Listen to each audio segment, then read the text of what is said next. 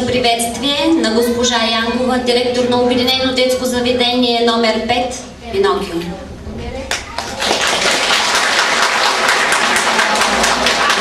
Мили деца, уважаеми родители, скъпи гости, истинско удоволствие е за мен да ви приветствам с добре дошли на нашия празник. Има един свят, в който слънцето никога не залязва, а планините и небето са винаги сини. Това е светът на детството. Свят на чудеса и вълшебства, на изненади и предизвикателства. В детството е събрано цялото вълшебство на живота, от първите неуверени стъпки до доверчиво протегната ръка и грейналото щастливо детско личце. Събрали сме се тук днес, заедно да отбележим именуване на Обединено детско заведение номер 5 с решение 297 на Общински съвет град Хасково.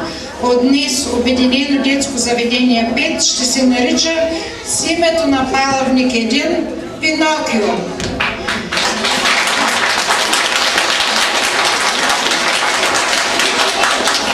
За вас, мили деца, се грижат всеотдайно целият персонал на ОДЗ-5. Искаме да им благодарим за топлите усмивки, за обичта и за професионализма им.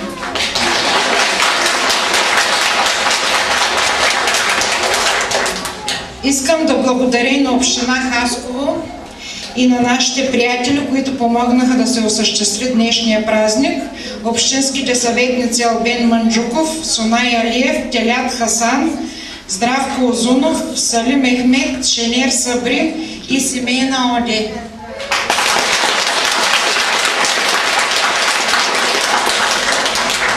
Давам думата на госпожа Каменова от ЦДГ номер 1 Ян Бибиян.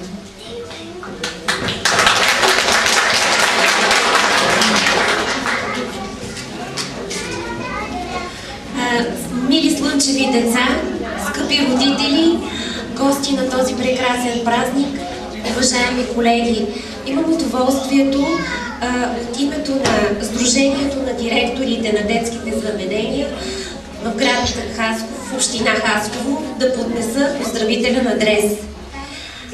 С думи на топлота и сърдечност, уважение и признателност се обръщам към всички, създали днешния празник на децата, духовността, красотата и мечтите.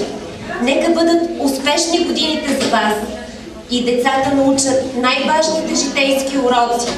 Уроците по човечност, справедливост, трудолюбие, доброта и красота. Да се множат игрите и знанието, които черпят нови възможности и светли пътечки на детството. Щастливо да раснат децата и носят словата на времената. Поздравяваме ви и ви желаем творчество и лично щастие. Бъдете здрави, вдъхновени, с обич и успехи заредени. Честит празник на всички!